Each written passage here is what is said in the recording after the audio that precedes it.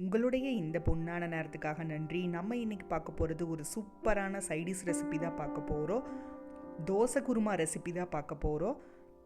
நம்ம நார்மலாக துவரம்பருப்பில் செய்யக்கூடிய ஒரு குருமா ரெசிபி தான். ஈஸியாக நம்ம டக்குன்னு செஞ்சிடலாம். வாங்க எப்படி செய்கிறதுன்னு பார்க்கலாம்.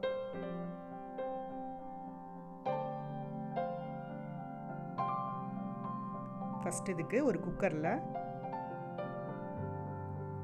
1 கப் துவரம்பருப்பு நல்லா அலசி எடுத்தது குக்கரில் சேர்த்துட்டு தேவையான அளவு தண்ணி விட்டுக்கலாம்.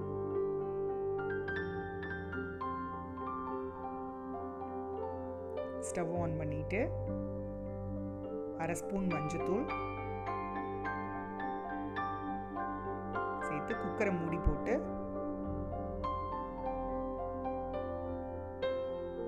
வெயிட் போட்டு 3 விசில் விட்டு இறக்கிக்கலாம். பருப்பு ரொம்ப மசிஞ்சிடக்கூடாது. இங்கே பாருங்கள், ஓப்பன் பண்ணி பார்த்தா இந்த அளவுக்கு இருக்கணும். இதை ஓரமாக வச்சுட்டு அடுத்து ஒரு பேனில் கொஞ்சமாக எண்ணெயை சூடு பண்ணிக்கலாம். எண்ணெய் சூடானதும் ஒரு பெரிய வெங்காயம் பொடியாக கட் பண்ணினது, இல்லை இதுக்கு சின்ன வெங்காயம் ஆட் பண்ணாலும் சூப்பராக இருக்கும். சின்ன வெங்காயம்னா ஒரு 10-20 சின்ன வெங்காயம் ஆட் பண்ணிக்கோங்க. 4 பல் பூண்டு, ஒரு கொத்து கருவேப்பிலை, காரத்துக்கு தகுந்த மாதிரி வரமிளகாய் சேர்த்துட்டு நல்லா வதக்கிக்கலாம். வெங்காயம் நல்லா வதங்கினதும்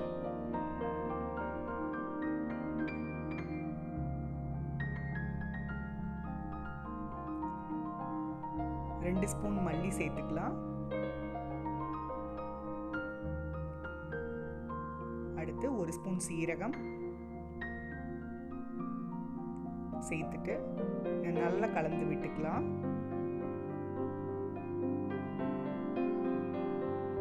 கால் மூடி தேங்காய் துருவல் சேர்த்து இதையும் நல்லா கலந்து விட்டுட்டு நம்ம ஸ்டவ் ஆஃப் பண்ணி இதை நல்லா ஆற வச்சு ஒரு மிக்ஸி ஜாருக்கு மாற்றிட்டு கொஞ்சமாக தண்ணி விட்டு நல்லா நைஸாக அரைச்சி எடுத்துக்கலாம்.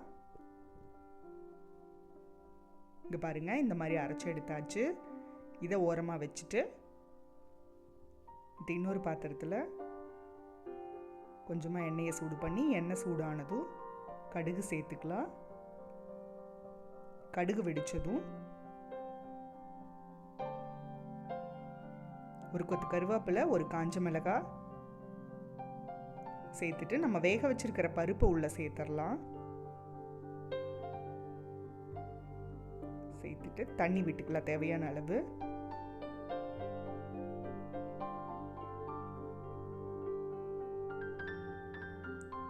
அடுத்து நம்ம அரைச்சி வச்சிருக்கிறத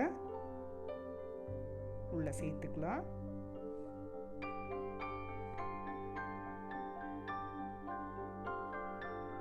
சேர்த்து இதையும் நல்லா கலந்து விட்டுறலாம்.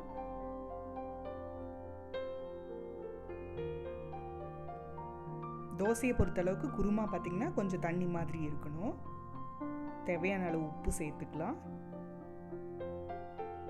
உப்பு சேர்த்து கலந்துட்டு இது லைட்டாக கொதி வந்தால் போதும். ரொம்ப நேரம் வேகணும்னு எல்லாம் இல்லை.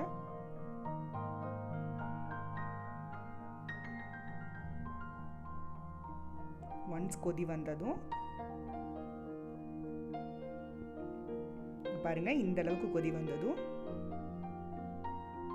நம்ம நல்லா கலந்து விட்டுட்டு ஸ்டவ் ஆஃப் பண்ணிக்கலாம். இப்போ பார்த்தீங்கன்னா நம்மளோட சூப்பரான தோசை குருமா ரெடி ஆயிடுச்சு. நீங்களும் வீட்டில் ட்ரை பண்ணி பாருங்கள். அறுசுவைகளும் சங்கமிக்கட்டும். அனைவரது இல்லங்களிலும்